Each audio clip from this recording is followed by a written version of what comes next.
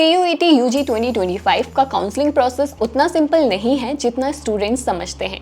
आपने सोचा exam clear, अब बस फॉर्म भरना है और ड्रीम कॉलेज मिल जाएगा। रॉन्ग, क्योंकि रियलिटी कुछ और ही है। काउंसलिंग ऐसा है जैसे गूगल मैप्स में डेस्टिनेशन दिख रहा हो, लेकिन रास्ते इतने कंफ्यूजिंग हैं कि समझ नहीं आता लेफ्ट जाएं, राइट लें या यू टर्न मारे। यानी कहाँ रजिस्ट्रेशन करें, प्रेफरेंसेस कैसे भरें, किस ऑर्डर में भरें, कौन से डॉक्यूमेंट्स रिक्वायर्ड हैं। तो आज इस वीडियो में हम आपको देंगे एकदम क्लियर नेविगेशन, यानी CUET UG 2025 काउंसलिंग का स्टेप बाय स्टेप प्रोसेस, ताकि आप भी कोई मिस्टेक ना करें, बिल्कुल प्रो स्टूडेंट्स की तरह। और हाँ, साथ में हम बताएंगे वो कॉमन मिस्टेक्स जो कई स्टूडेंट्स कर जाते हैं और जिसकी वजह से उनका ड्रीम कॉलेज सिर्फ ड्रीम बनकर रह जाता है। तो वीडियो को एंड तक जरूर देखें, क्योंकि एक भी स्टेप मिस हुआ तो नुकसान आपका ही होगा। सबसे पहले एक बात क्लियर कर लें, CUET UG 2025 की काउंसलिंग सिर्फ फॉर्म भरना नहीं है। ये एक पूरा प्रोसेस है जिसमें आपको सही कॉलेज चुनना होता है, कोर्स डिसाइड करना होता है और फिर आपकी CUET स्कोर के हिसाब से यूनिवर्सिटीज आपके लिए सीट डिसाइड करती है। अब असली कंफ्यूजन क्या है? CUET एक नेशनल लेवल एग्जाम है, लेकिन इसकी काउंसलिंग सेंट्रलाइज्ड नहीं होती। मतलब DU, BHU, JNU, Allahabad University, हर एक की अपनी वेबसाइट, अपने डेट्स और अलग एलिजिबिलिटी रूल्स होते हैं और यहीं से स्टूडेंट्स उलझ जाते हैं। और आपको पता है, हर साल करीब 2.5 से 3 लाख बच्चे सिर्फ DU में एडमिशन के लिए अप्लाई करते हैं, लेकिन उनमें से 1 लाख से ज़्यादा फॉर्म्स रिजेक्ट हो जाते हैं। क्यों? क्योंकि उन्होंने फॉर्म गलत भरा होता है। तो अगर आप चाहते हैं कि आपका साल बर्बाद ना हो, तो ये 3 बड़ी मिस्टेक्स कभी मत करना।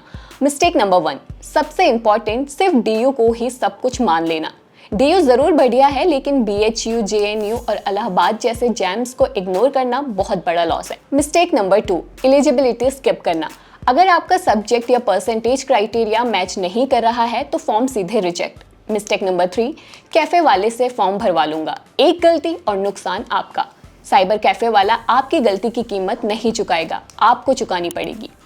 खैर, अब जानते हैं step by step counselling process क्या है और कैसे आपको स्मार्ट वे में हर स्टेप को कंप्लीट करना है। Step number 1, registration. काउंसलिंग का सबसे पहला स्टेप है रजिस्ट्रेशन। जिस यूनिवर्सिटी में आपको जाना है उसकी वेबसाइट रोज चेक करें, क्योंकि हर जगह काउंसलिंग अलग अलग टाइम पर शुरू होती है। जैसे DU का CSAS पोर्टल अलग होता है, BHU की अपनी वेबसाइट है और JNU उसका प्रोसेस और भी अलग होता है। और अगर आप सोच रहे हो एक बार रिजल्ट आ गया फिर सब कुछ अपने आप हो जाएगा, तो ऐसा बिल्कुल नहीं है। आपको खुद हर यूनिवर्सिटी की साइट चेक करनी होगी, ताकि आपको पता चले क्या, कब और कहाँ हो रहा है। यहाँ एक इम्पॉर्टेंट बात ध्यान रखें, कई यूनिवर्सिटीज अपना एडमिशन पोर्टल CUET रिजल्ट से पहले ही खोल देती है। जैसे DU का CSAS पोर्टल, CAAS यानी कॉमन सीट एलोकेशन सिस्टम, ये दिल्ली यूनिवर्सिटी का ऑफिशियल एडमिशन पोर्टल है जिसमें 70+ कॉलेजेस पार्ट लेते हैं। अब जैसे ही पोर्टल खुले तुरंत रजिस्ट्रेशन करना होगा और यहाँ एक भी गलती नहीं चलती। यहाँ you will need these details: नाम, CUET roll number, score card, mobile number, email ID etcetera. और एक भी स्पेलिंग मिस्टेक तो सिस्टम को फर्क नहीं पड़ता कि आप टॉपर हो या आर्टिस्ट, गलती मतलब रिजेक्शन।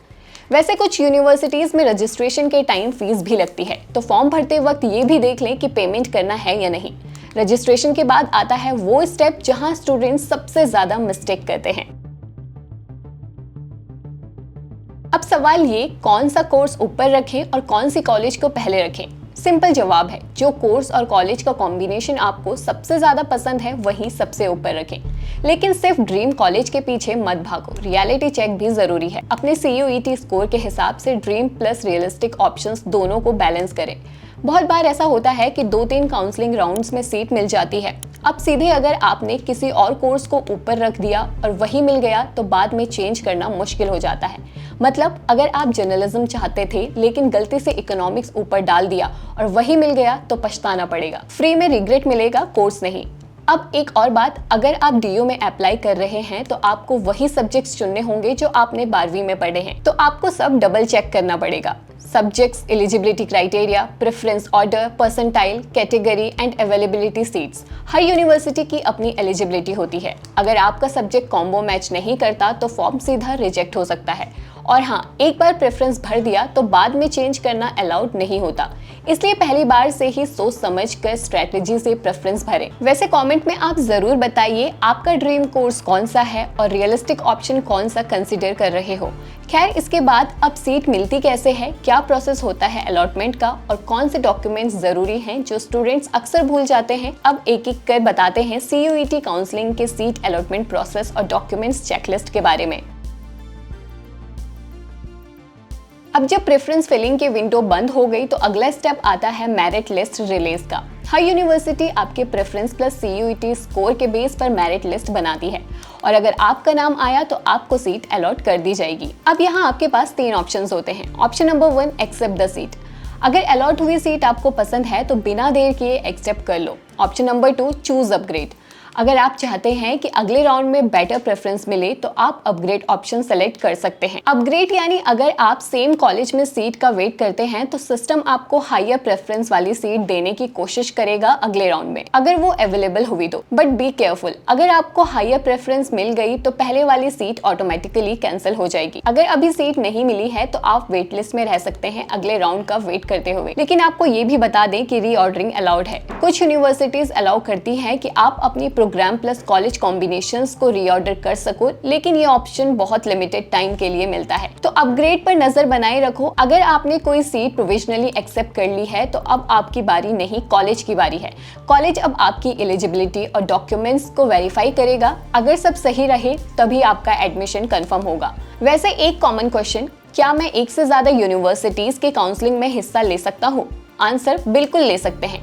जब तक आपने कहीं भी फाइनल एडमिशन कंफर्म नहीं किया, आप मल्टीपल यूनिवर्सिटीज एंड कॉलेजेस की काउंसलिंग में हिस्सा ले सकते हैं। लेकिन जैसे ही आपने डॉक्यूमेंट्स वेरीफाई करवाए और एडमिशन ले लिया तो फिर दूसरी यूनिवर्सिटीज या कॉलेज में जाना थोड़ा ट्रिकी हो सकता है, क्योंकि कई बार सिस्टम आपके एडमिशन को लॉक कर देता है। अब फाइनल पार्ट है डॉक्यूमेंट्स रिक्वायर्ड प्लस वेरिफिकेशन। तो चलिए मान लेते हैं कि आपको सीट अलॉट हो गई है।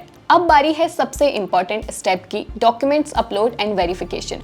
और ये सारे डॉक्यूमेंट काउंसलिंग से पहले ही रेडी रखने हैं। CUET का स्कोर कार्ड, 10th और 12th की मार्कशीट, माइग्रेशन या ट्रांसफर सर्टिफिकेट, एप्लीकेशन फॉर्म का print out, passport size photos, अगर एप्लीकेबल हो तो कास्ट सर्टिफिकेट। कुछ यूनिवर्सिटीज में डोमिसाइल सर्टिफिकेट भी जरूरी हो सकता है। सारे डॉक्यूमेंट्स को साफ और हाई क्वालिटी में स्कैन करना। ब्लरी या टिल्टेड स्कैन्स कभी कभी रिजेक्ट हो जाते हैं।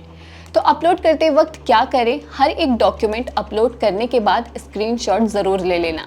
पिछले साल बहुत से स्टूडेंट्स ने देखा कि सिस्टम ने बोला अपलोड सक्सेसफुल, लेकिन बाद में लिखा रिकॉर्ड नॉट फाउंड। तो प्रूफ रखना बहुत ज़रूरी है।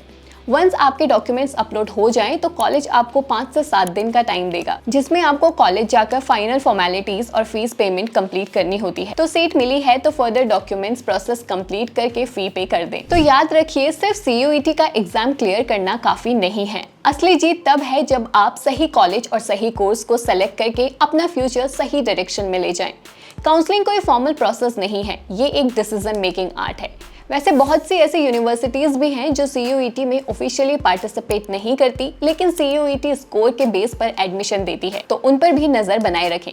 अगर आपको ये वीडियो हेल्पफुल लगा हो तो लाइक कीजिए और अपने कंफ्यूज दोस्तों के साथ शेयर कीजिए और कमेंट करके बताइए कि किस यूनिवर्सिटी का डिटेल काउंसलिंग गाइड आप अगले वीडियो में देखना चाहते हैं। और हाँ, एजुकेशन से जुड़ी हर जरूरी अपडेट पाने के लिए सर्व ज्ञान को फॉलो करना मत भूलिए।